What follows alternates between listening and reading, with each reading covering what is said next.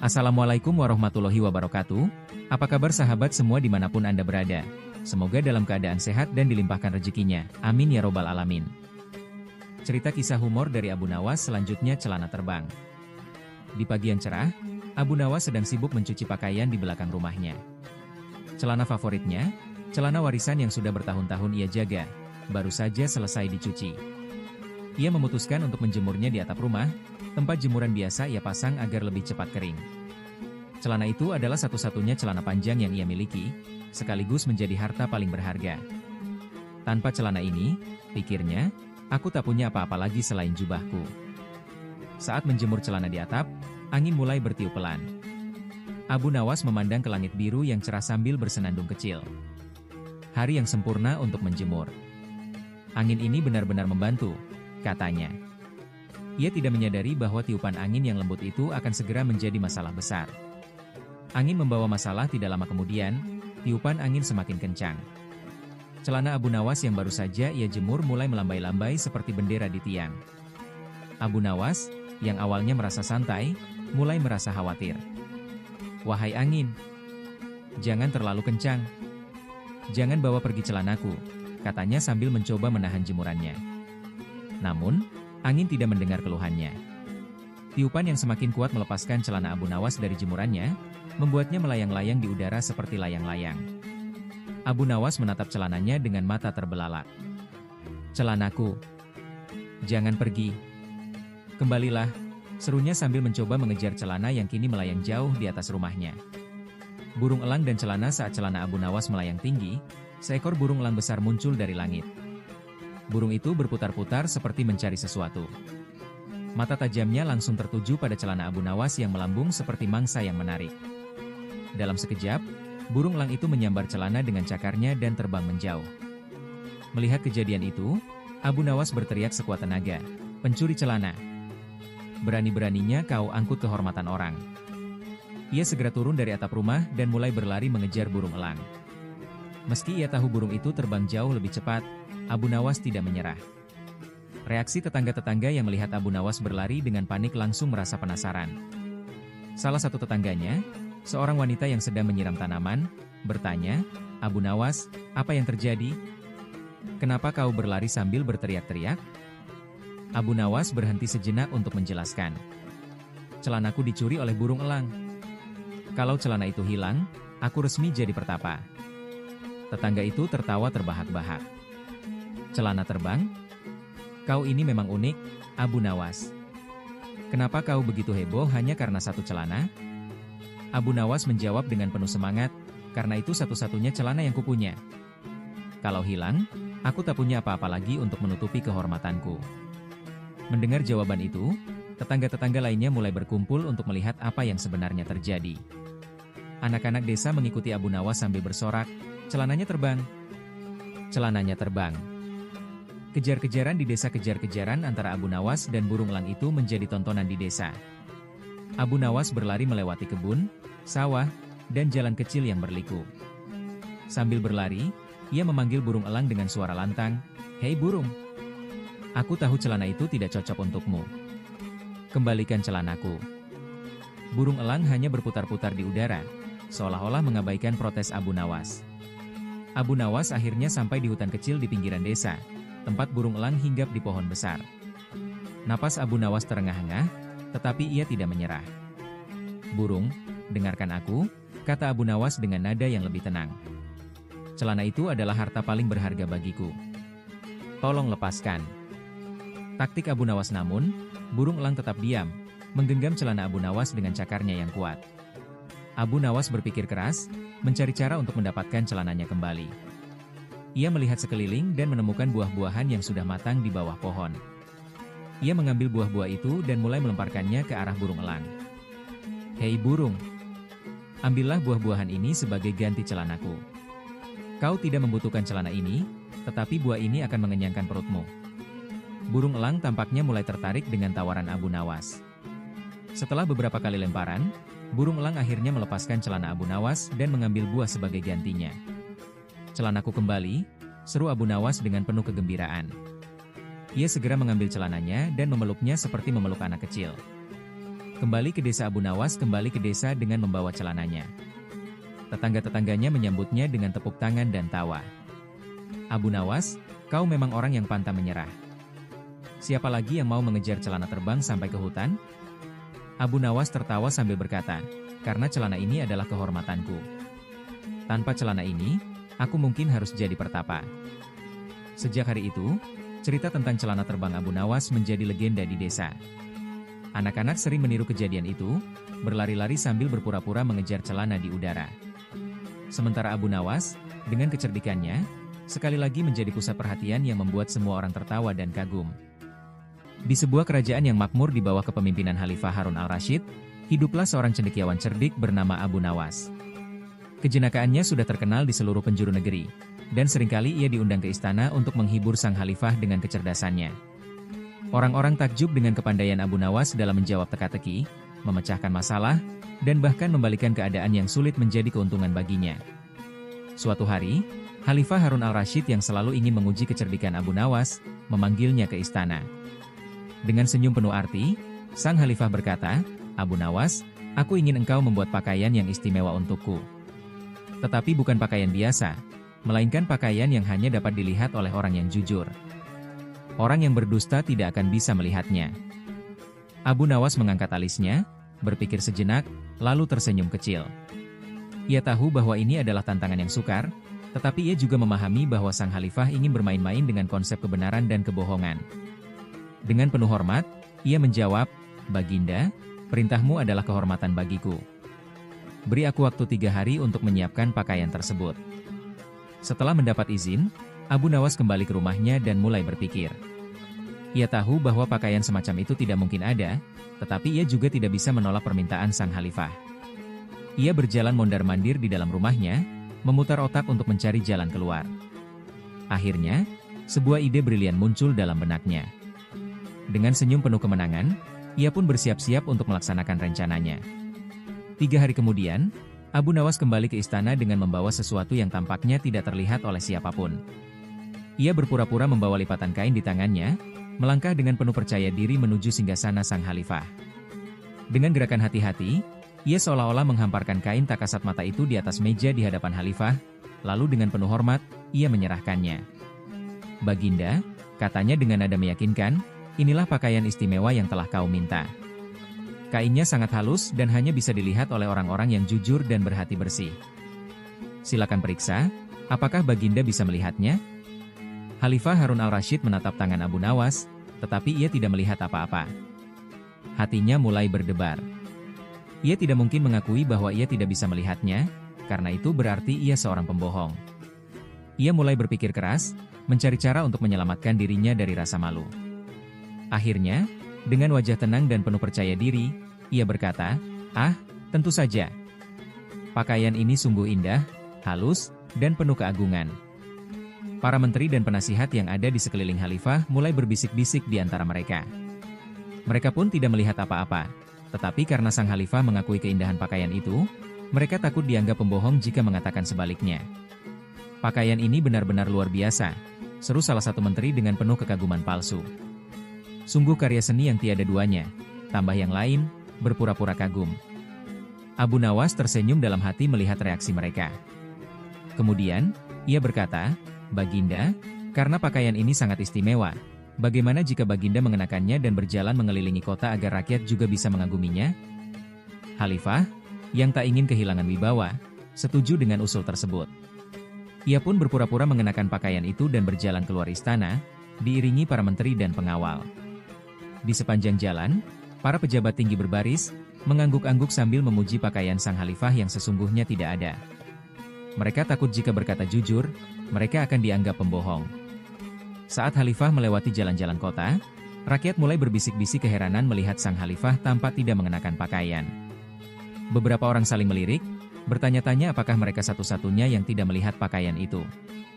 Tetapi karena takut dianggap pembohong, tak seorang pun berani mengatakan yang sebenarnya. Mereka semua berpura-pura terkagum-kagum dan memuji pakaian khalifah yang tidak terlihat. "Lihat betapa indahnya jubah Baginda," kata seorang saudagar kaya. "Benar. Motifnya sungguh mengagumkan," sahut yang lain. Namun, di antara kerumunan rakyat, Seorang anak kecil yang polos dan belum mengenal kepalsuan dunia orang dewasa berteriak dengan lantang, "Mengapa Baginda berjalan tanpa pakaian?" Mendengar itu, suasana hening seketika. Semua orang saling pandang, menyadari bahwa mereka telah tertipu oleh kecerdikan Abu Nawas. Para menteri mulai berkeringat dingin, rakyat mulai tersadar dari kepalsuan yang mereka buat sendiri. Khalifah Harun al-Rasyid pun akhirnya tertawa terbahak-bahak, memecah keheningan. "Abu Nawas, kau memang benar-benar cerdik," katanya sambil mengakui kebodohan dirinya sendiri. "Kau telah mengajarkan kepada kami bahwa ketakutan akan dianggap pembohong dapat membuat orang-orang tunduk pada kebohongan yang lebih besar." Abu Nawas tersenyum dan menjawab, "Baginda, kebenaran terkadang sederhana, tetapi tidak semua orang berani mengungkapkannya. Kadangkala, hanya seorang anak kecil yang cukup berani untuk mengatakan yang sebenarnya." Sejak hari itu, Khalifah semakin menghargai kebijaksanaan Abu Nawas dan menjadikannya penasihat kepercayaannya. Rakyat pun semakin kagum dengan kecerdikan sang cendekiawan. Kisah ini menjadi pelajaran bagi semua orang bahwa keberanian untuk berkata jujur lebih penting daripada mengikuti kepalsuan demi menjaga kehormatan semu. Demikianlah kisah Abu Nawas dan pakaian yang terlihat atau tidak, sebuah kisah yang penuh hikmah dan mengajarkan arti kejujuran dalam kehidupan. Di sebuah negeri yang dipimpin oleh Khalifah Harun al-Rasyid, hiduplah seorang pria cerdik bernama Abu Nawas. Ia terkenal akan kepandaiannya dalam menjawab tantangan dan selalu berhasil keluar dari masalah dengan kecerdikan luar biasa. Banyak orang yang datang kepadanya untuk meminta nasihat atau sekadar mendengar kisah-kisah jenaka yang syarat makna. Karena kecerdasannya yang luar biasa, sang khalifah seringkali mengujinya dengan berbagai tugas sulit untuk mengukur sejauh mana kepintarannya. Setiap kali diuji, Abu Nawas selalu berhasil menemukan cara unik untuk menyelesaikan tantangan, membuatnya semakin dikagumi oleh rakyat dan para pejabat istana. Suatu hari, Khalifah Harun al-Rasyid yang selalu ingin menguji akal Abu Nawas memanggilnya ke istana. Dengan tatapan penuh rasa ingin tahu, Khalifah berkata, "Abu Nawas, aku ingin kau melukis sesuatu yang tidak mungkin ada di dunia ini. Sesuatu yang tak seorang pun bisa melihat dalam kenyataan. Jika kau berhasil, aku akan menghadiahimu emas dan permata. Namun, jika kau gagal, hukuman akan menantimu." Sang Khalifah tersenyum penuh arti, yakin bahwa kali ini Abu Nawas akan kesulitan menemukan jalan keluar. Mendengar tantangan itu, Abu Nawas tidak menunjukkan rasa takut atau kebingungan. Ia mengangguk tenang dan berkata, "Baginda, tugas yang kau berikan sungguh menarik. Aku meminta waktu 3 hari untuk menyelesaikan lukisan ini." Dengan izin sang Khalifah, ia pun segera kembali ke rumahnya. Namun, sepanjang perjalanan, ia terus berpikir keras. Bagaimana aku bisa melukis sesuatu yang tidak mungkin ada? Jika sesuatu itu benar-benar tidak mungkin, maka ia tidak akan bisa digambarkan. Namun, aku harus menemukan cara agar lukisanku tetap masuk akal dan bisa diterima oleh Khalifah. Sejenak, ia merasa tantangan ini benar-benar sulit, tetapi ia percaya bahwa selalu ada jalan keluar. Setelah tiba di rumah, Abu Nawas duduk di depan kanvas kosong yang terbentang di hadapannya. Ia mengambil kuasnya dan mulai menggoreskan warna-warna di atas kanvas. Namun, semakin lama ia berpikir, semakin ia menyadari bahwa melukis sesuatu yang mustahil bukanlah perkara mudah. Ia berjalan mondar-mandir di dalam rumahnya, sesekali menghela napas panjang. Kemudian, ia tersenyum. Sebuah ide brilian muncul di kepalanya. Ia pun kembali duduk di depan kanvas, tetapi kali ini, ia tidak menggoreskan kuas sedikit pun. Hari pertama berlalu, kanvas itu tetap kosong. Hari kedua, Abu Nawas tetap tidak menggambar apapun. Hingga hari ketiga tiba, kanvas tersebut masih putih bersih tanpa satupun gambar yang tergambar di atasnya. 3 hari berlalu, dan saat yang dinanti pun tiba. Abu Nawas membawa kanvasnya ke istana dengan penuh percaya diri. Para menteri dan penasihat khalifah yang hadir di ruangan itu mulai berbisik-bisik, bertanya-tanya tentang lukisan Abu Nawas. Ketika ia membuka kain penutup kanvasnya, semua orang terkejut. Kanvas itu kosong. Tidak ada satupun gambar di atasnya. Khalifah Harun al-Rasyid menatapnya dengan mata membelalak dan bertanya, "Abu Nawas, di mana lukisan yang kau janjikan? Mengapa kanvas ini kosong? Apakah kau bermain-main denganku?" Abu Nawas tetap tersenyum, tanpa sedikit pun raut ketakutan di wajahnya. Dengan suara tenang, ia menjawab, "Baginda, aku telah melukis sesuatu yang tidak mungkin ada di dunia ini. Lukisan ini menggambarkan angin yang bertiup di malam tanpa cahaya, atau bayangan burung yang terbang di tengah kegelapan. Tidak ada yang bisa melihatnya, tetapi ia ada. Sesuatu yang tidak bisa dilihat oleh mata manusia, tetapi tetap nyata keberadaannya. Bukankah itu yang Baginda minta? Para menteri dan penasihat khalifah saling memandang dengan ekspresi bingung, sementara beberapa dari mereka mulai tersenyum, menyadari kecerdikan Abu Nawas. Sang khalifah pun terdiam sejenak, kemudian, ia meledak dalam tawa yang keras. "Abu Nawas, kau memang luar biasa," katanya sambil menggelengkan kepala. "Kau telah menyelesaikan tugas ini dengan cara yang tidak terpikirkan oleh siapapun. Aku benar-benar kagum dengan kecerdikanmu." Sebagai penghargaan atas kecerdasannya yang luar biasa, Khalifah menghadiahi Abu Nawas sekantong emas dan mengizinkannya untuk tetap tinggal di istana selama beberapa hari. Rakyat pun mendengar kisah ini dan semakin mengagumi kebijaksanaan serta kelicikan Abu Nawas dalam menghadapi tantangan yang tampaknya mustahil. Sejak hari itu, kisah Abu Nawas dan lukisan tak kasat mata menjadi cerita yang diceritakan turun-temurun di seluruh negeri, mengajarkan bahwa terkadang, yang tampak mustahil bisa diselesaikan dengan cara yang tidak terduga. Dengan kepandaian dan kecerdikannya, Abu Nawas sekali lagi membuktikan bahwa ia adalah sosok yang tak terkalahkan dalam permainan akal. Ia menunjukkan bahwa keberanian, kreativitas, dan pemikiran di luar kebiasaan dapat mengubah keadaan, bahkan dalam situasi yang tampaknya tidak memiliki jalan keluar. Di sebuah kota kecil di bawah pemerintahan Khalifah Harun al-Rasyid, hiduplah seorang pria miskin yang jujur dan baik hati. Setiap hari, ia bekerja keras untuk mendapatkan sekeping uang demi bisa makan dan bertahan hidup. Sayangnya, nasib seringkali tidak berpihak padanya. Kadang-kadang, uang yang ia dapatkan tidak cukup untuk membeli makanan yang layak. Dalam keadaan lapar, ia sering berdiri di dekat warung-warung makanan, menghirup bau masakan yang menggoda untuk sekadar menghibur perutnya yang kosong. Setiap aroma yang tercium membawa kenangan tentang makanan lezat yang pernah ia cicipi di masa lalu, membuatnya tetap bertahan meski hanya dengan harapan. Suatu hari, saat melewati sebuah rumah makan mewah, pria miskin itu berhenti sejenak. Dari dapur rumah makan itu, menguar aroma daging panggang yang lezat dan rempah-rempah yang menggugah selera. Ia menutup matanya dan membayangkan dirinya sedang menyantap hidangan itu. Tanpa menyentuh makanan apapun, ia hanya berdiri di sana menikmati bau yang keluar dari dapur, merasa sedikit lebih baik meskipun perutnya tetap kosong. Setiap tarikan napas membawa kenikmatan tersendiri baginya, seolah-olah ia bisa merasakan rasa makanan itu hanya dari aromanya. Namun, pemilik rumah makan melihatnya dan merasa kesal. Ia berpikir bahwa si miskin itu telah menikmati aroma masakannya tanpa membayar. Dengan wajah penuh amarah, ia berteriak, "Hei, kau! Kau sudah menikmati masakan di rumah makanku. Bayarlah atas bau yang telah kau hirup." Matanya menatap tajam, sementara tangannya menunjuk ke arah pria miskin itu dengan penuh tuntutan. Orang miskin itu terkejut dan mencoba menjelaskan, "Tuan, aku tidak menyentuh makananmu. Aku hanya berdiri di sini dan mencium aromanya karena aku lapar. Aku sama sekali tidak mencuri atau mengambil apapun." Wajahnya yang lelah menunjukkan ketulusan, tetapi pemilik rumah makan tidak mau tahu. Tetapi pemilik rumah makan tetap bersikeras. Ia meminta pria miskin itu membayar sejumlah uang sebagai kompensasi karena telah menikmati aroma masakannya. Karena si miskin tidak memiliki uang, pemilik rumah makan mengadukannya kepada penguasa setempat, yang kemudian membawa perkara ini ke istana Khalifah. Dengan langkah berat, pria miskin itu mengikuti utusan penguasa menuju istana, bertanya-tanya apakah dirinya akan dihukum hanya karena menghirup bau makanan. Mendengar kasus yang aneh ini, Khalifah Harun al-Rasyid merasa penasaran. Ia mengernyitkan dahi, tidak habis pikir bagaimana seseorang bisa menuntut bayaran untuk sesuatu yang tidak berwujud. Namun, ia tahu bahwa tidak ada orang yang lebih tepat untuk menangani perkara ini selain Abu Nawas. Maka, ia memanggil Abu Nawas ke istana dan meminta pendapatnya tentang kasus ini. "Abu Nawas, menurutmu bagaimana keadilan harus ditegakkan dalam perkara ini?" tanya Khalifah, sambil menatap penasaran ke arah sahabatnya itu.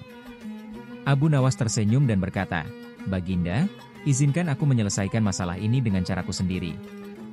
Khalifah pun memberi izin, dan Abu Nawas meminta si miskin dan pemilik rumah makan untuk datang menghadap. Ruangan istana yang megah itu dipenuhi oleh penasihat dan pengawal. Semuanya ingin tahu bagaimana Abu Nawas akan menyelesaikan perkara yang ganjil ini. Setelah keduanya hadir, Abu Nawas mengambil sekantong koin emas dan menggoyangkannya di depan pemilik rumah makan. Bunyi koin yang berdenting terdengar jelas di ruangan itu. Pemilik rumah makan tersenyum senang, berpikir bahwa ia akan mendapatkan bayaran atas bau masakannya.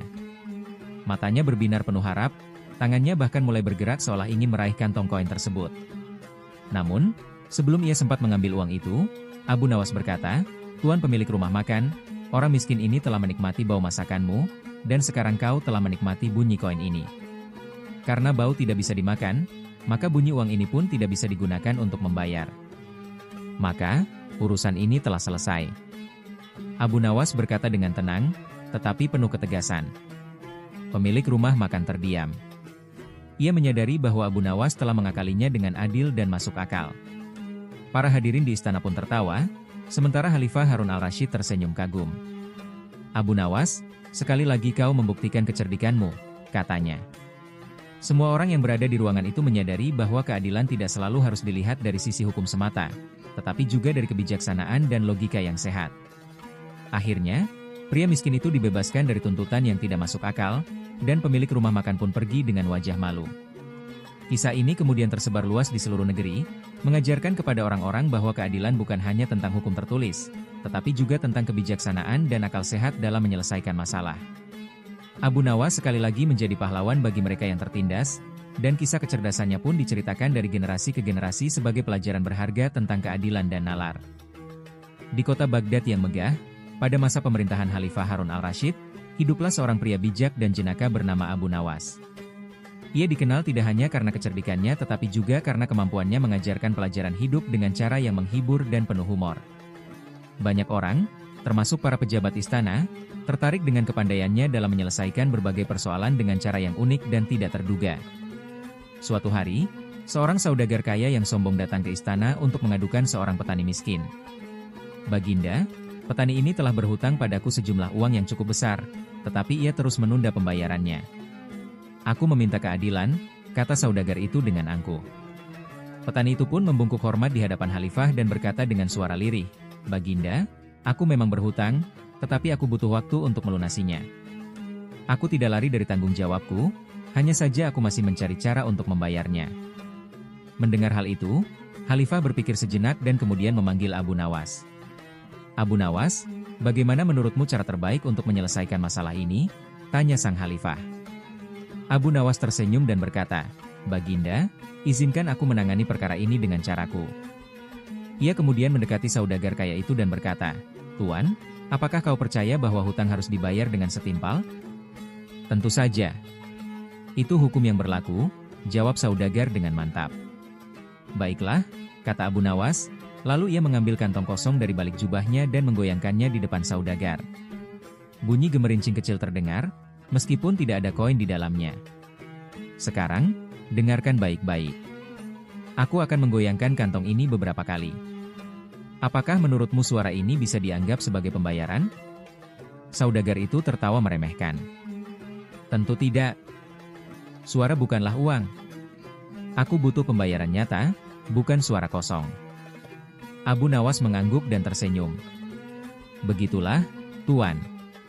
Jika suara tidak bisa menggantikan uang, maka bagaimana mungkin seseorang harus membayar atas waktu yang ia belum bisa penuhi? Bukankah setiap orang butuh kesempatan untuk melunasi hutangnya dengan cara yang layak? Khalifah yang mendengar hal itu tertawa terbahak-bahak. Abu Nawas, kau selalu tahu cara memberikan pelajaran dengan humor, kata Khalifah sambil menepuk pundaknya.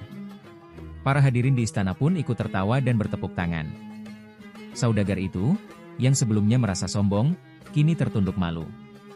Ia menyadari betapa bodohnya sikapnya dan akhirnya setuju untuk memberikan waktu kepada petani miskin untuk melunasi hutangnya tanpa tekanan berlebihan. Sejak hari itu, cerita tentang bagaimana Abu Nawas mengajarkan pelajaran dengan humor tersebar di seluruh Baghdad. Orang-orang semakin mengaguminya bukan hanya karena kecerdasannya tetapi juga karena caranya yang unik dalam menegakkan keadilan tanpa kekerasan, melainkan dengan tawa dan kebijaksanaan. Cerita Abu Nawas dalam Alkisah Lelucon Abu Nawas dan Keledai Pintarnya. Di kota Baghdad yang ramai dan penuh kehidupan, hiduplah seorang pria cerdik bernama Abu Nawas. Ia terkenal karena kecerdasannya yang luar biasa dan selera humornya yang tak tertandingi. Banyak orang datang kepadanya untuk meminta nasihat atau sekadar menikmati lelucon-leluconnya yang selalu mengandung pelajaran berharga.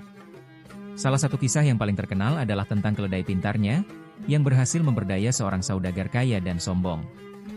Suatu hari, seorang saudagar kaya yang dikenal tamak dan serakah datang ke pasar dengan niat mencari sesuatu yang unik untuk menambah gengsinya. Saat itu, ia bertemu dengan Abu Nawas yang tampak sedang berdiri di dekat seekor keledai. Keledai itu tampak biasa saja, Tetapi ada sesuatu dalam cara Abu Nawas memperlakukannya yang membuat saudagar itu penasaran. "Wahai Abu Nawas, mengapa kau begitu memperlakukan keledaimu dengan begitu hormat?" tanya saudagar dengan nada mengejek. Abu Nawas tersenyum dan menjawab, "Ah, Tuan Saudagar, ini bukan keledai biasa. Ia adalah keledai yang sangat pintar, bahkan bisa membaca." Mata saudagar itu berbinar-binar. Sebagai seorang yang suka pamer kekayaan dan barang-barang unik, ia berpikir bahwa memiliki keledai yang bisa membaca akan membuatnya semakin dihormati di kalangan pedagang lainnya. Tanpa berpikir panjang, ia segera bertanya, "Berapa harga yang kau minta untuk keledai ini?" "Aku ingin membelinya sekarang juga." Abu Nawas menghela napas dan berkata, "Tuan, keledai ini sangat berharga. Ia bukan sembarang hewan. Karena kecerdasannya yang luar biasa, aku tidak bisa menjualnya dengan harga murah."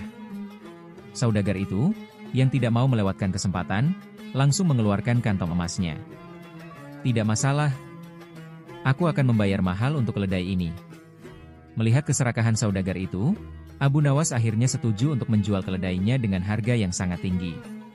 Setelah menerima emas yang ditawarkan, ia menyerahkan keledai itu kepada saudagar dan berkata, "Ingatlah, keledai ini butuh perhatian khusus. Pastikan kau memperlakukannya dengan baik agar ia mau menunjukkan kepintarannya." Saudagar itu mengangguk dengan penuh percaya diri dan membawa pulang keledai tersebut. Begitu tiba di rumah, ia segera mengundang teman-teman pedagangnya untuk melihat keledai ajaib yang baru saja dibelinya. Dengan bangga, ia meletakkan beberapa kitab di depan keledai itu dan menunggu dengan penuh harap. Namun, alih-alih membaca, keledai itu hanya mengendus kitab tersebut, lalu mulai mengunyahnya. Para tamu yang menyaksikan kejadian itu tertawa terbahak-bahak. Saudagar yang sebelumnya sangat percaya diri kini merasa dipermalukan. Wajahnya memerah karena malu dan amarah. Ia merasa telah tertipu oleh Abu Nawas. Keesokan harinya, dengan kemarahan membara, saudagar itu segera pergi ke istana untuk mengadukan perbuatan Abu Nawas kepada Khalifah Harun al-Rasyid. Setelah mendapatkan izin untuk menghadap, ia berkata, "Baginda, aku ingin keadilan. Abu Nawas telah menipuku dengan menjual seekor keledai yang katanya bisa membaca. Namun, keledai itu tidak bisa melakukan apapun selain mengunyah kertas." Khalifah, yang sudah terbiasa mendengar kelicikan dan kecerdikan Abu Nawas, tersenyum dan segera mengutus seseorang untuk memanggilnya ke istana. Tak lama kemudian, Abu Nawas datang dengan langkah santai dan wajah ceria. "Baginda, ada apa hingga aku dipanggil dengan begitu mendadak?" Khalifah menatapnya dengan tajam dan bertanya, "Abu Nawas, benarkah kau telah menipu saudagar ini dengan menjual keledai yang katanya bisa membaca?" Abu Nawas tertawa kecil dan berkata dengan tenang, "Baginda, aku tidak pernah berbohong. Aku hanya mengatakan bahwa keledai itu sangat pintar dan bisa membaca." Saudagar itu berteriak marah, tapi keledai itu hanya mengunyah kertas, bukan membaca. Abu Nawas tersenyum lebar dan menjawab, "Tuan Saudagar, bukankah keledai itu membuka mulutnya setiap kali kau menunjukkan kitab kepadanya?" "Ya, tentu saja," jawab saudagar dengan kesal. "Dan bukankah ia mencoba memahami isinya dengan cara menggigit dan mengunyah kertasnya?"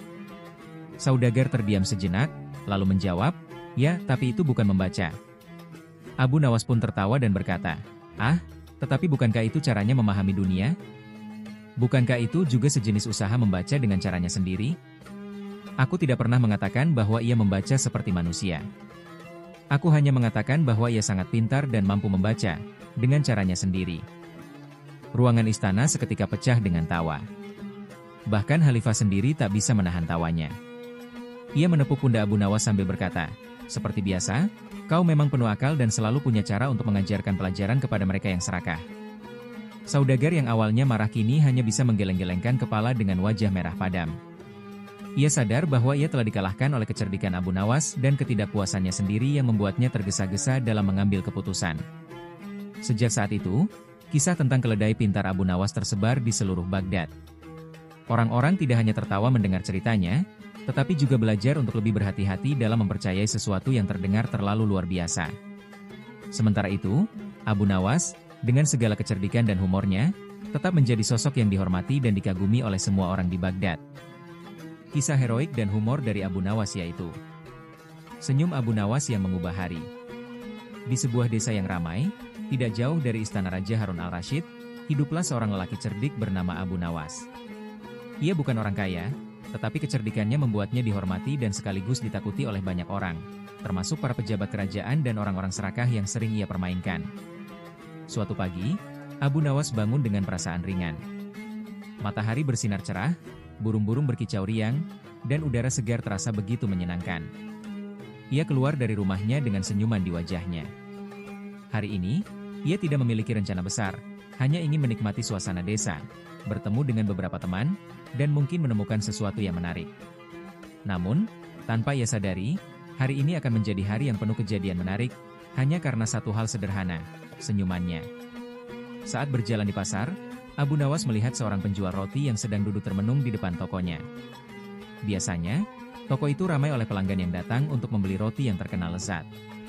Namun, pagi ini, suasana tampak berbeda. Abu Nawas mendekati si penjual roti dan bertanya, "Wahai sahabatku, mengapa engkau tampak begitu muram di pagi yang cerah ini?" Penjual roti menghela napas. "Ah, Abu Nawas. Aku tidak tahu mengapa, tetapi hari ini aku merasa tidak bersemangat. Sejak pagi, belum ada pelanggan yang datang. Aku khawatir, mungkin nasib buruk sedang menghampiriku."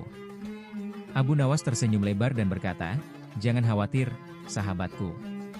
Cobalah tersenyum kepada setiap orang yang lewat di depan toko ini. Lihatlah apa yang terjadi."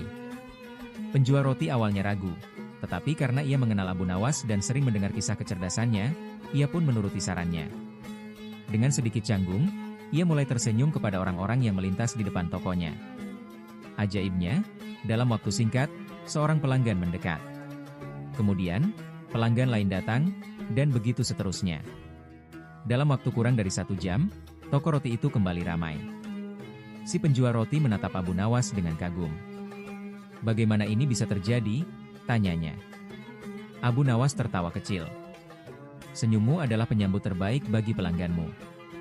Jika kau tampak murung, orang-orang akan ragu untuk datang. Tetapi jika kau tersenyum, mereka akan merasa disambut dan ingin membeli sesuatu darimu." Si penjual roti mengangguk, merasa mendapatkan pelajaran berharga. Setelah membantu penjual roti, Abu Nawas melanjutkan perjalanannya.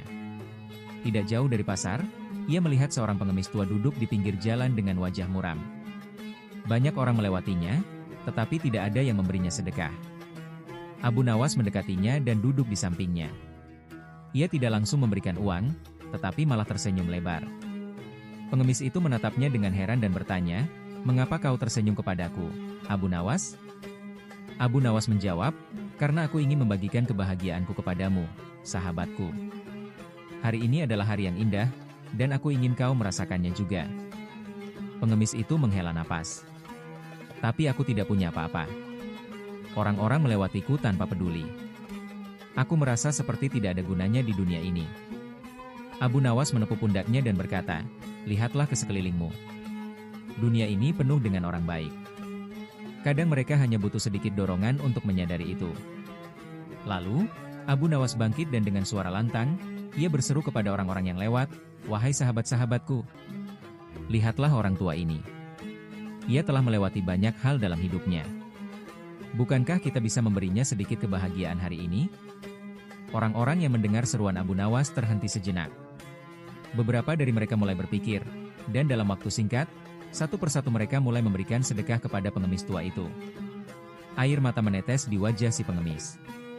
Ia memandang Abu Nawas dengan penuh rasa terima kasih. "Terima kasih, Abu Nawas. Kau telah mengingatkanku bahwa dunia ini masih memiliki orang-orang baik." Abu Nawas tersenyum dan menjawab, "Senyuman adalah awal dari kebahagiaan. Ingatlah itu, sahabatku."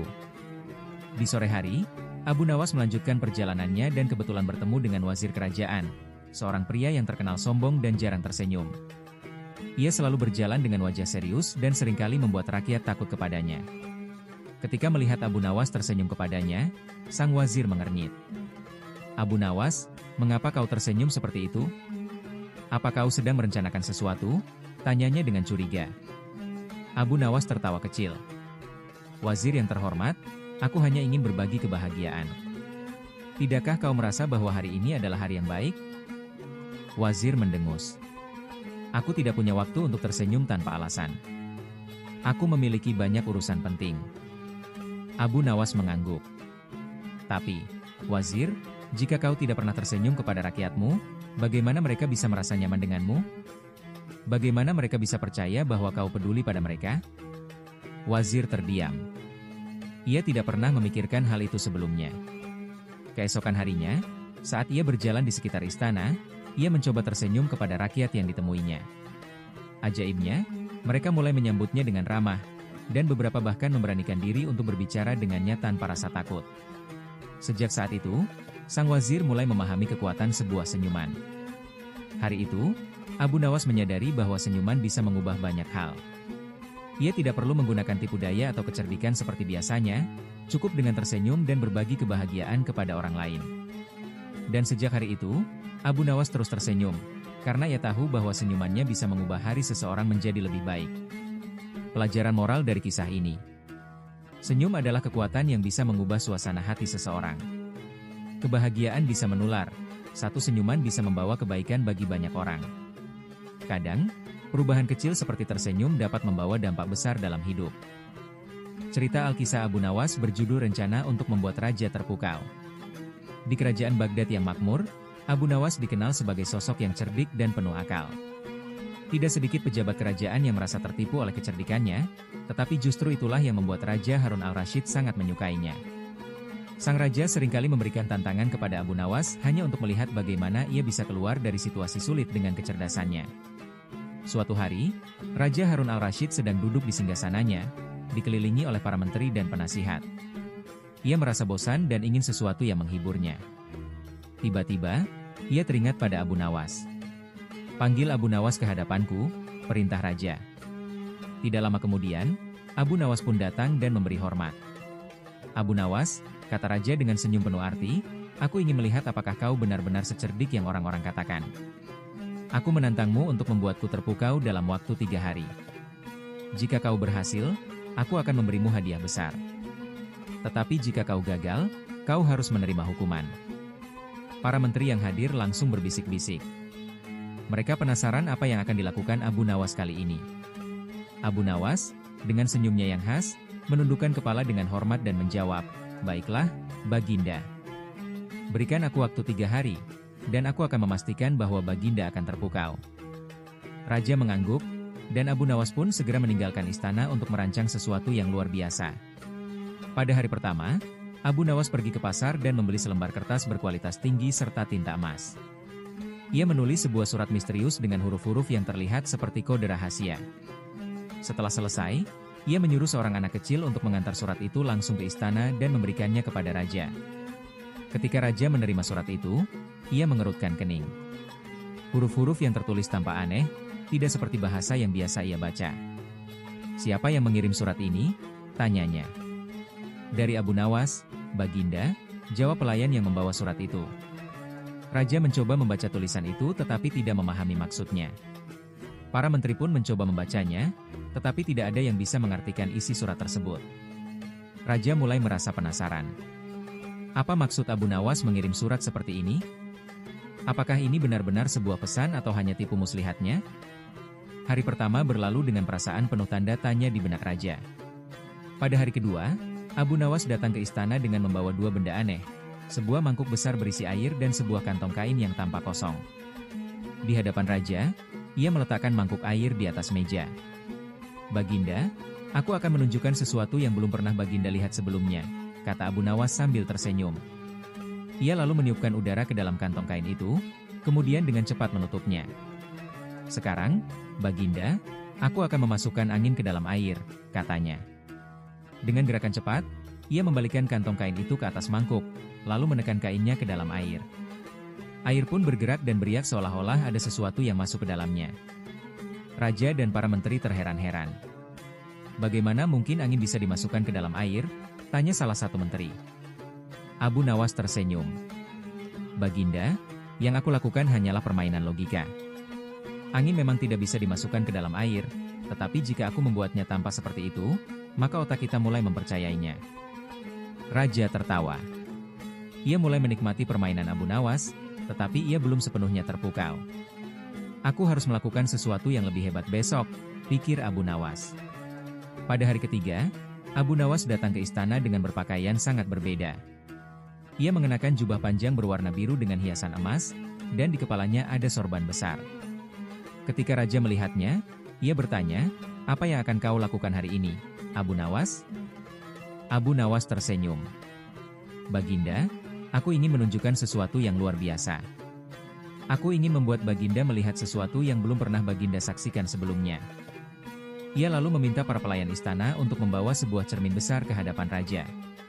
Setelah cermin itu diletakkan di tengah ruangan, Abu Nawas berdiri di depannya, lalu berkata, "Baginda, perhatikan baik-baik cermin ini.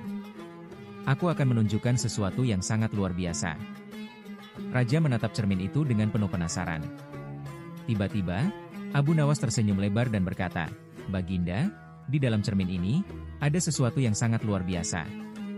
Lihatlah baik-baik. Di dalamnya, ada seorang raja yang agung, bijaksana, dan dihormati oleh rakyatnya." Semua orang terdiam. Lalu, perlahan-lahan, raja mulai tersenyum. Ia menyadari bahwa yang dilihatnya adalah dirinya sendiri. Kemudian, ia tertawa terbahak-bahak. "Abu Nawas, kau memang luar biasa. Aku telah melihat banyak keajaiban, tetapi yang paling menakjubkan adalah kenyataan bahwa aku sendiri adalah sesuatu yang luar biasa." Para menteri pun ikut tertawa dan bertepuk tangan. Mereka kagum dengan kecerdikan Abu Nawas. Raja sangat senang dan terpukau oleh cara Abu Nawas berpikir. Ia pun menepati janjinya dan memberikan emas, kain sutra, dan seekor kuda terbaik sebagai hadiah. "Abu Nawas, kau telah membuktikan bahwa kecerdikan tidak hanya tentang sihir atau trik-trik besar, tetapi juga tentang cara kita melihat dunia. Aku bangga memiliki orang sepertimu di kerajaanku." Abu Nawas tersenyum dan berkata, "Terima kasih, Baginda. Kadang-kadang, yang kita butuhkan untuk membuat dunia lebih indah hanyalah cara pandang yang berbeda." Dan dengan itu, Abu Nawas kembali ke rumahnya, membawa hadiah dan kepuasan karena berhasil membuat raja terpukau dengan cara yang paling cerdik. Pesan moral dari kisah ini: keajaiban tidak selalu berasal dari sesuatu yang mustahil. Terkadang, itu hanya tentang cara kita melihat sesuatu. Orang cerdas tidak harus menggunakan trik besar, cukup dengan ide sederhana yang membuat orang berpikir. Humor dan kecerdikan bisa mengubah cara pandang seseorang terhadap dunia. Cerita Alkisah Abu Nawas berjudul Abu Nawas Membeli Tidak dengan Iya. Pada suatu hari di kerajaan yang dipimpin oleh Raja Harun al-Rashid, Abu Nawas kembali menjadi pusat perhatian. Sang raja, yang selalu terhibur oleh kecerdikan Abu Nawas, seringkali memberikan tantangan unik untuk menguji kepintaran sahabatnya itu. Suatu pagi, ketika matahari baru saja naik dan udara sejuk masih menyelimuti istana, Raja Harun al-Rashid memanggil Abu Nawas ke ruang pertemuan. Para menteri, penasihat, dan beberapa tamu penting telah berkumpul, menunggu dengan penuh rasa ingin tahu. Ketika Abu Nawas tiba, Raja tersenyum dan berkata, "Abu Nawas, kali ini aku ingin memberimu sebuah tugas yang sederhana tetapi penuh makna. Aku ingin melihat seberapa cerdik kau dalam menghadapi situasi yang tampaknya mustahil." Abu Nawas menundukkan kepala dengan hormat. "Titah apa yang Paduka ingin sampaikan kepadaku?" tanyanya dengan tenang.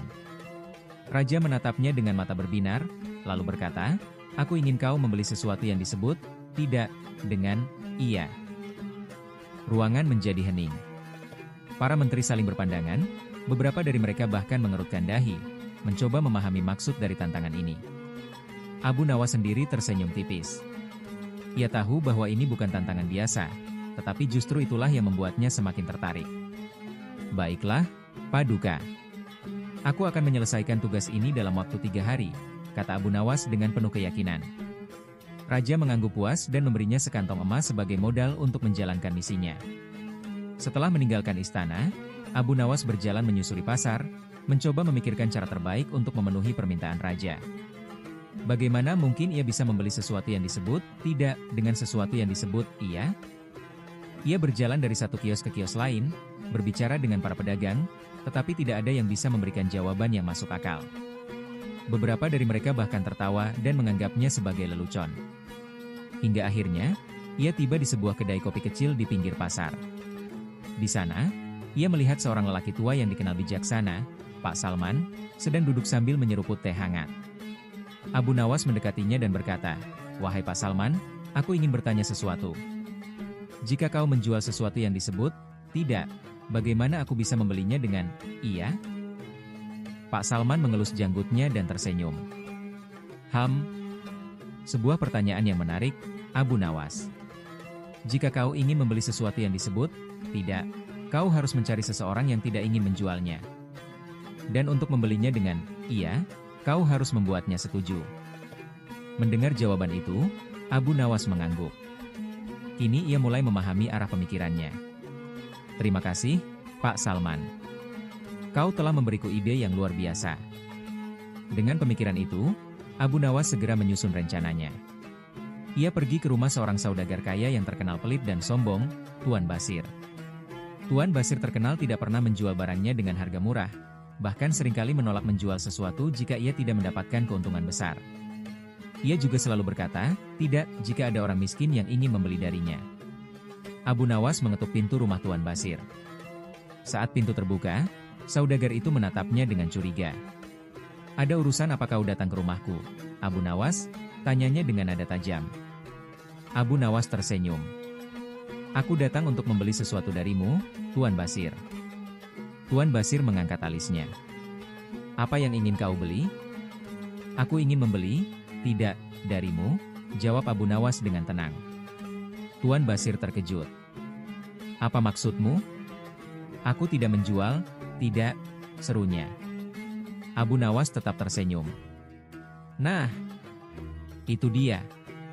Itu yang aku beli darimu. Kau baru saja mengatakan, tidak, kepadaku, dan aku membelinya. Tuan Basir kebingungan. Apa maksudmu? Abu Nawas mengeluarkan sekeping emas dan menyerahkannya kepada Tuan Basir. Sekarang, dengan emas ini, kau telah menerima permintaanku. Kau telah menjual, tidak, kepadaku dengan, iya, karena kau mengambil uangku. Itu berarti kau telah setuju untuk menjual, tidak, kepadaku dengan, iya. Tuan Basir terdiam. Ia mencoba memproses kata-kata Abu Nawas, tetapi semakin ia berpikir, semakin ia menyadari bahwa ia telah terjebak dalam kecerdikan Abu Nawas. Sementara itu, para tetangga yang mendengar percakapan itu mulai tertawa. Mereka menyadari bahwa Abu Nawas baru saja memenangkan tantangan raja dengan cara yang luar biasa. Keesokan harinya, Abu Nawas kembali ke istana dan berdiri di hadapan Raja Harun al-Rasyid. Paduka, aku telah menyelesaikan tugas yang diberikan kepadaku, katanya dengan penuh percaya diri. Raja tersenyum. Ceritakan bagaimana kau berhasil membeli, tidak, dengan, iya. Abu Nawas selalu menceritakan apa yang terjadi dengan Tuan Basir, bagaimana ia memanfaatkan keangkuhan dan ketidaksediaan saudagar itu untuk menjual sesuatu, lalu membuatnya secara tidak sadar setuju menjual, tidak, dengan menerima pembayaran, yang berarti berkata iya. Mendengar kisah itu, Raja tertawa terbahak-bahak. Para menteri pun ikut tertawa dan bertepuk tangan. Seperti biasa, Abu Nawas, kau selalu menemukan cara yang cerdik untuk menyelesaikan setiap tantangan. Aku benar-benar kagum, kata Raja sambil memberikan hadiah tambahan kepada Abu Nawas. Tantangan itu pun menjadi salah satu kisah legendaris tentang kepandaian Abu Nawas yang selalu bisa membalikkan keadaan dengan kecerdasannya. Kisah ini mengajarkan bahwa kecerdikan dan logika dapat digunakan untuk menyelesaikan tantangan yang tampaknya mustahil.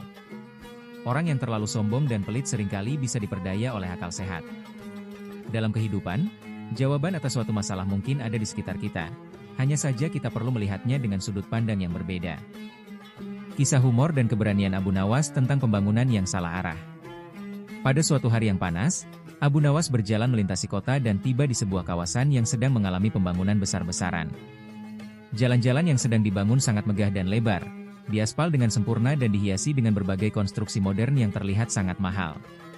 Di sepanjang jalan tersebut, berbagai mesin berat bekerja tanpa henti, dan para pekerja tampak sibuk dengan proyek mereka. Namun, ketika Abu Nawas melanjutkan langkahnya dan melihat lebih jauh ke sekeliling, ia mulai merasa ada yang tidak beres. Di belakang jalan yang sedang dibangun itu, ia melihat rumah-rumah kumuh yang hampir rubuh, dan warga yang hidup dalam kondisi miskin, tanpa akses yang layak ke fasilitas dasar seperti air bersih, tempat tinggal yang aman, atau bahkan pekerjaan yang memadai. Anak-anak bermain di antara tumpukan sampah, dan orang tua tanpa bekerja keras hanya untuk memenuhi kebutuhan sehari-hari. Abu Nawas berhenti sejenak, memikirkan kondisi yang sangat kontras antara proyek pembangunan megah dan realitas hidup warga yang melarat di sekitar kawasan tersebut. Ia merasa bahwa ada sesuatu yang harus diperbaiki. Dengan senyum khasnya yang tajam, ia memutuskan untuk berbicara kepada pejabat yang bertanggung jawab atas proyek besar itu. Abu Nawas berjalan menuju seorang pejabat yang tampak bangga dengan proyek jalan yang sedang dibangun. "Pak," kata Abu Nawas dengan suara lembut, "jalan yang sedang Anda bangun ini memang sangat megah, lebar, dan penuh dengan konstruksi yang terlihat mahal. Tetapi saya ingin bertanya, apakah Anda yakin ini yang dibutuhkan oleh rakyat kita?" Pejabat itu menoleh dan dengan percaya diri menjawab, "Kami membangun infrastruktur ini untuk memajukan negara, meningkatkan perekonomian, dan memberikan kemudahan akses bagi semua orang. Proyek ini adalah bagian dari visi besar pemerintah untuk masa depan yang lebih baik." Abu Nawas mengangguk dengan tenang, tapi matanya tajam menatap pejabat itu. Benar, pembangunan infrastruktur memang penting. Tapi kita juga harus ingat bahwa pembangunan itu harus memenuhi kebutuhan nyata rakyat. Saya melihat di sekitar sini, ada banyak rumah yang rusak dan orang-orang yang hidup dalam kemiskinan. Apa yang Anda lakukan untuk mereka? Apakah Anda yakin bahwa sebuah jalan megah akan bisa memberi makan mereka yang kelaparan atau memberi mereka tempat tinggal yang layak? Pejabat itu terdiam sejenak, sedikit terkejut dengan pertanyaan Abu Nawas yang tak terduga. Abu Nawas melanjutkan, "Pembangunan infrastruktur memang harus dilakukan, tapi jangan sampai kita melupakan mereka yang terabaikan di pinggiran. Jika Anda ingin memajukan negara ini, maka yang perlu dibangun bukan hanya jalan yang megah, tetapi juga hati rakyat yang membutuhkan. Mungkin, daripada membangun jalan indah untuk mereka yang sudah cukup hidup makmur, lebih baik Anda membangun rumah-rumah yang layak huni bagi mereka yang hidup dalam kemiskinan." Pejabat itu terdiam, mencoba mencerna kata-kata Abu Nawas. Ia merasa tersentuh, namun enggan untuk mengakuinya. Abu Nawas melanjutkan, "Ingatlah, jika pembangunan hanya difokuskan untuk mereka yang kaya, maka kita sedang membangun sebuah negara yang tidak adil. Infrastruktur harus berpihak pada rakyat yang membutuhkan, bukan hanya untuk memamerkan kemegahan atau prestise. Apa gunanya jalan yang megah jika ada orang yang harus tidur di pinggir jalan karena tidak memiliki tempat tinggal?" Suasana menjadi hening. Beberapa pekerja yang sedang beristirahat mulai mendengarkan percakapan tersebut, dan sebagian dari mereka tampak merenung. Pejabat itu, yang masih merasa canggung dengan pertanyaan Abu Nawas, akhirnya berkata, "Tapi, Abu Nawas, kami sudah merencanakan pembangunan ini untuk jangka panjang, untuk kemajuan negara." Abu Nawas mengangguk perlahan dan menjawab, "Pembangunan memang harus untuk jangka panjang, tetapi pastikan bahwa kemajuan itu tidak hanya menguntungkan segelintir orang. Pembangunan yang sejati adalah yang bisa dinikmati oleh seluruh lapisan masyarakat, terutama mereka yang paling membutuhkan." Sebelum pergi, Abu Nawas menambahkan dengan bijaksana, "Saya hanya ingin mengingatkan, kadang kita terlalu fokus pada pencapaian besar, tetapi lupa bahwa kemajuan itu terukur dari sejauh mana kita bisa membawa seluruh masyarakat bersama-sama, bukan hanya sekelompok orang yang sudah cukup beruntung." Pejabat itu terdiam panjang, dan Abu Nawas pun pergi meninggalkan tempat itu, meninggalkan banyak pertanyaan dalam benak pejabat dan pekerja yang hadir. Beberapa minggu setelah itu, pembangunan rumah-rumah sederhana untuk rakyat miskin mulai menjadi bagian dari perencanaan pemerintah, meskipun tak sebesar proyek jalan yang pertama kali direncanakan. Kisah ini mengajarkan kita bahwa pembangunan yang sejati harus adil dan memperhatikan kebutuhan semua pihak, bukan hanya mereka yang sudah mapan. Sebuah negara yang maju adalah negara yang mampu memberikan kesejahteraan bagi seluruh rakyatnya, terutama mereka yang paling membutuhkan, bukan hanya yang sudah cukup hidup dalam kemakmuran. Pembangunan yang benar harus bisa memperbaiki kehidupan masyarakat secara menyeluruh, dari segi tempat tinggal, pendidikan, kesehatan, dan kesempatan untuk berkembang. Cerita Alkisah Abu Nawas berjudul Abu Nawas Menemukan Pohon Uang. Pada suatu pagi yang cerah di kota Baghdad, Abu Nawas bangun dengan semangat yang berbeda dari biasanya. Hari itu, ia tidak memiliki rencana besar atau permasalahan yang harus dipecahkan, tidak ada tantangan dari Raja Harun al-Rashid, dan tidak ada saudagar licik yang mencoba menipunya. Semua terasa tenang dan damai. Setelah menikmati sarapan sederhana, ia berjalan keluar dari rumahnya, menikmati udara segar. Ia berjalan tanpa tujuan, menyusuri jalanan berdebu yang mulai ramai dengan aktivitas pagi. Para pedagang mulai membuka toko mereka, anak-anak berlarian di ganggang kecil, dan para ibu sibuk menawar harga di pasar. Namun, ia tidak tahu bahwa hari itu akan menjadi hari yang penuh kejadian tak terduga, hari di mana ia menemukan sesuatu yang sangat luar biasa. Saat berjalan ke arah hutan kecil di pinggiran kota, Abu Nawas merasa ingin mencari tempat sepi untuk merenung. Ia seringkali menghabiskan waktu di tempat-tempat tenang, memikirkan ide-ide cerdik atau sekadar menikmati ketenangan alam. Saat memasuki hutan, ia melihat sesuatu yang aneh. Di tengah pepohonan biasa, ada satu pohon yang berbeda. Daunnya tampak lebih hijau dari yang lain, batangnya lebih kokoh, dan yang lebih mengejutkan, Di antara ranting-rantingnya bergelantungan benda-benda berkilauan seperti koin emas. Dengan hati-hati, Abu Nawas mendekati pohon itu. Ia mengucek matanya, memastikan bahwa ia tidak sedang berhalusinasi. Ketika ia meraih salah satu daun yang bergelantungan, ternyata itu benar-benar sepotong uang emas. Ia terdiam sejenak, memeriksa sekelilingnya, lalu tertawa kecil. Subhanallah, aku menemukan pohon yang tidak biasa. Jika ini nyata, maka aku tidak perlu lagi bekerja keras seumur hidup. Dalam pikirannya, Abu Nawas segera membayangkan bagaimana jika ia memetik semua uang itu dan menjadi orang terkaya di Baghdad. Ia bisa membeli rumah besar, berpakaian mewah, dan menikmati makanan lezat setiap hari. Namun, sebelum ia melakukan itu, ia berhenti dan berpikir. Mengapa pohon ini ada di sini? Apakah ini sebuah keajaiban ataukah ujian? Ia duduk di bawah pohon itu, mengamati sekitarnya, berpikir dengan hati-hati. Jika ia mengambil semuanya, maka mungkin orang lain tidak akan mendapat manfaatnya. Namun, jika ia meninggalkannya begitu saja, bukankah itu juga aneh? Ia memutuskan untuk mengambil beberapa koin saja, cukup untuk memenuhi kebutuhannya hari itu, lalu pergi kembali ke kota. Ia ingin menguji sesuatu. Setelah kembali ke kota, Abu Nawas menggunakan koin emas yang ia ambil untuk membeli makanan dan beberapa keperluan. Namun, sesuatu yang aneh terjadi. Saat ia mencoba membayar, sang pedagang menatapnya dengan curiga. Abu Nawas, dari mana kau mendapatkan koin emas ini? Tanya sang pedagang. Aku menemukannya di hutan, jawab Abu Nawas jujur. Sang pedagang menggelengkan kepala. Ini bukan koin biasa. Ini adalah koin dari perbendaharaan istana. Jika ada orang yang membawa koin ini tanpa izin, ia bisa dianggap pencuri. Abu Nawas terkejut. Ia tidak mencuri koin itu. Tetapi bagaimana mungkin koin dari istana bisa tergantung di pohon di tengah hutan? Ia segera kembali ke pohon itu dan mencoba mencari tahu lebih lanjut. Ia mengamati batangnya, melihat sekelilingnya, dan akhirnya menemukan sesuatu yang tersembunyi di balik semak-semak, seorang pencuri yang sedang tertidur. Ternyata, pencuri ini telah mencuri koin-koin emas dari istana dan menyembunyikannya di pohon untuk mengelabui penjaga. Ia mengikat koin-koin itu di ranting pohon agar terlihat seperti pohon yang menghasilkan uang. Abu Nawas tersenyum. Ah, sekarang semuanya masuk akal. Ini bukan pohon ajaib, melainkan tipu muslihat seorang pencuri. Abu Nawas tahu bahwa jika ia langsung melaporkan pencuri ini kepada penjaga istana, kemungkinan besar si pencuri akan kabur. Maka, ia menggunakan kecerdikannya. Ia membangunkan pencuri itu dengan suara tenang. Hai, sahabatku. Aku melihat pohonmu sangat luar biasa. Bisakah kau menunjukkan kepadaku bagaimana cara menanamnya? Pencuri itu, yang masih mengantuk, terkejut melihat Abu Nawas.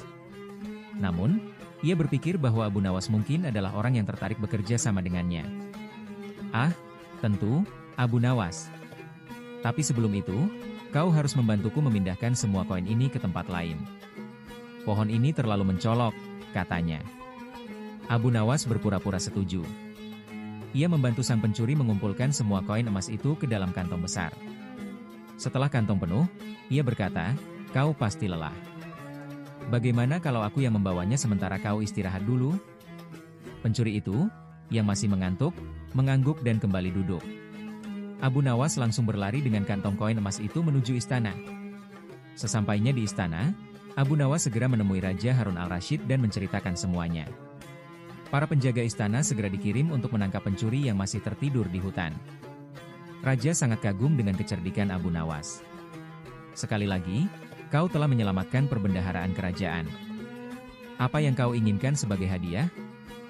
Abu Nawas tersenyum. Aku hanya ingin satu permintaan, Baginda. Jika suatu hari nanti aku menemukan pohon uang yang benar-benar ajaib, izinkan aku menikmatinya tanpa gangguan. Raja tertawa mendengar jawaban itu. Baiklah, Abu Nawas. Tapi untuk saat ini, mari kita rayakan kemenangan ini. Kesimpulan dan pelajaran moral. Hari itu, Abu Nawas kembali ke rumahnya dengan hati puas. Ia tidak mendapatkan pohon uang ajaib, tetapi ia telah membuktikan bahwa akan lebih berharga daripada emas. Dari kisah ini, kita bisa belajar beberapa hal. Jangan mudah tergoda oleh sesuatu yang tampak terlalu baik untuk menjadi kenyataan. Kecerdikan dan akal sehat lebih bernilai daripada harta yang diperoleh dengan cara curang. Setiap keajaiban yang tidak masuk akal patut diselidiki lebih lanjut sebelum dipercaya. Dan sejak hari itu, Abu Nawas tetap menjadi sosok yang dihormati, bukan karena kekayaannya, tetapi karena kebijaksanaan dan kecerdikannya.